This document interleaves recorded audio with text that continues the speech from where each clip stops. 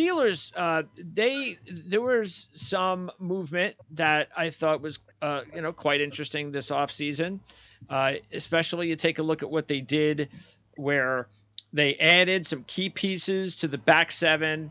They added a couple of key pieces to the interior of the offensive line. Let's start on the offensive side of the ball. And if you take a look at that offensive line, do you believe that, hey, we just signed LaRaven Clark and we have Dan Moore and Okafor, we're set? They can't think that, right? No, this is the thing. I think one of the positives from last year, but long-term negatives, is both tackles played pretty well down the stretch. And if this team is a believer in those two guys, they're now going to walk into the offseason and say, hey, told you, we have our guys. Go watch the last 5 games. They were good. They were good down the stretch last year. But, if you go break down all the tape from the past 2 years, you can't be confident that they're the answer at left and right tackle. My best case scenario for this team is that they use an early pick on a tackle and let Moore and Okafor battle it out at the right tackle job. Okay. Or if you don't want to hand a starting job to a rookie, you still bring them in and let the 3 of them compete for 2 spots. I think that's the move. I think that's the way to go. Now, whether or not the Steelers, like you said, whether or not they believe or they've been hey, you know what, we're in good shape now, because it's not just you got egos, obviously, and they want to believe that everything looks better than maybe it is. They do have 2 second-round draft picks. They have the pick from the Bears, which actually I believe is now considered the first pick of the second round at 32, because there's only 31 in the draft this year. So so they're in good shape there with 2 kind of early picks. They don't have to worry about, I was saying, the guard position. I like what they did there. They take Samalo from Philadelphia, and even by adding Herbig from the Jets, what it does is adds more depth. So now with Mason Cole, with Samalo, with Daniels, with Herbig, with Dotson, you're fine. You're okay there. You don't, but it's that tackle position. So they really only have to add one guy. They have to add one tackle, like you said, to compete, or like you said, to maybe, and even if they fall into the, I think we're set. They at least have to then add another tackle, because they don't have a backup. Right. At some point, they have to. That's the bare minimum in terms of what they have to do in the draft. Yeah, they can't believe LaRaven Clark is that guy. Now, wide receiver, a lot's going to depend on Calvin Austin and whether or not, him not being able to play last year, because they really liked him and thought that he was going to have a big year and a nice career. So there's still a lot of hope that he's the guy. But the problem is there's nothing behind the top 3. So we even mentioned this yesterday. I would not be surprised because really, seriously, if anytime you try to put a young quarterback out there, you're always talking about, first and foremost, the offensive line. Then you got to get him good weapons. Well, why not go after a guy that has a rapport with your young quarterback in college? He's going to possibly be there. I really think he'll be there. So they have to be thinking about that. At 32, you're saying? At 32, I think he could be there. No, actually, I think he'll definitely be there with the first pick. The second pick at 32, he could be there. Maybe, and if you're nervous about it, maybe you move up a few spots, right? You're not going to have to make a dramatic trade up, but maybe you trade up from 32 to 27 or something like that. I like it, and this team has made a habit, a living off of drafting, day 2 receivers, and they've had a lot of success in that area. And this is an organization, you could even see last year when their general manager search, they like to do everything in-house and keep things in the Pittsburgh Steelers template. They don't want to fire their head coach. They hold on to the quarterbacks too long.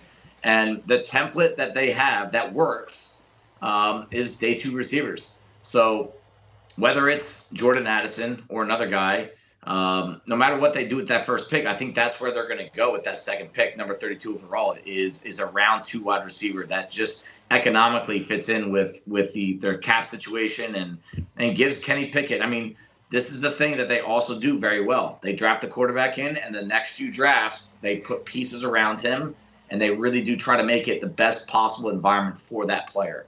And so you're talking offensive line in round 1, in my opinion, and then with that 32nd pick, using it on a wide receiver. They could also use, I'm not sure how confident they are in Warren as a true number 2. So they could use another weapon no matter what at running back. They also could use a true number 2 at tight end. I'm not sure maybe they believe in Hayward, but that's nothing early.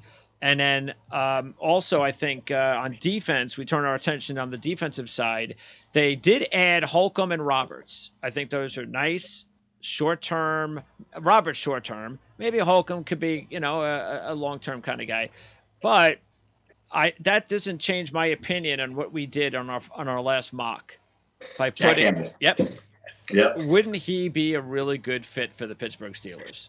He would be. And I don't think the contracts that they gave to Roberts and Holcomb, if you look at them, they're not long-term commitments. No. I think they're both 2-year deals, but they can easily be out next year, and they're not economically eating up a big part of the cap. So even if they did lose a starting job because you drafted a first-round rookie, it's not hurting the economics of the situation.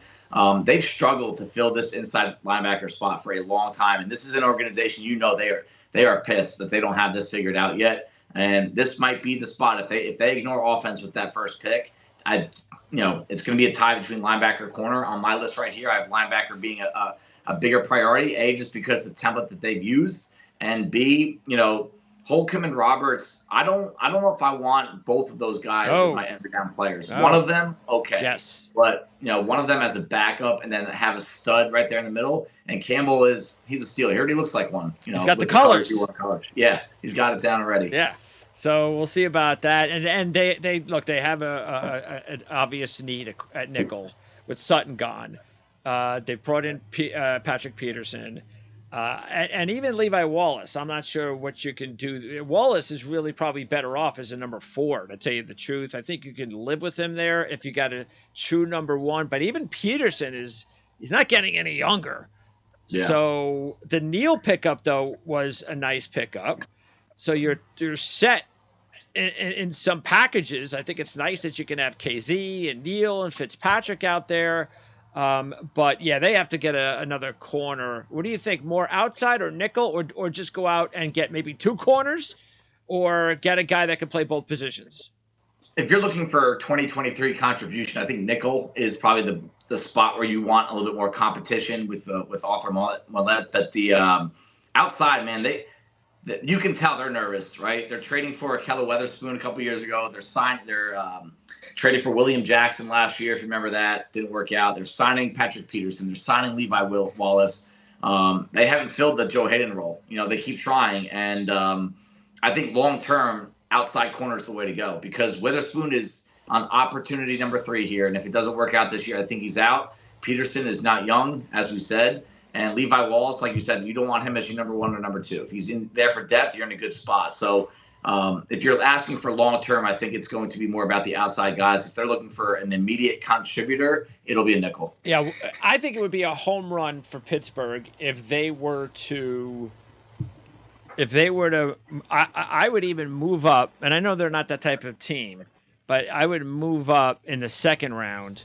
And if I could end up with Campbell, and let's say, how about I end up with Campbell, Porter, and Addison? Campbell, Porter, and Addison. I feel pretty good about that draft. Yeah, I would feel very good about that. And then you're just gambling with the offensive line a little bit, but you're going to have to gamble with one of those spots. And I mean, if you're walking, so the question is, if you walk away with those 3, are you happy? You're doing cartwheels. That's why I think you really would have to. Main thing is you have to trade up that second round pick, but you got to do it. I mean, make a move, because I think you're hitting a home run. You're hitting I guess a triple there if you get all 3 of those guys. The irony there is too. I got asked last night by the guys out for the Pac-12 network, who does Addison remind you of? And I said it's a Deontay Johnson type receiver. Yeah. You put those 2 guys on the same field. And then you hopefully you see Pickens, who I do think can be a star. I do think Pickens can be a star if he keeps his head on straight. you're talking something big there. Yeah. If you can have Pickens and Austin and Addison. Yep.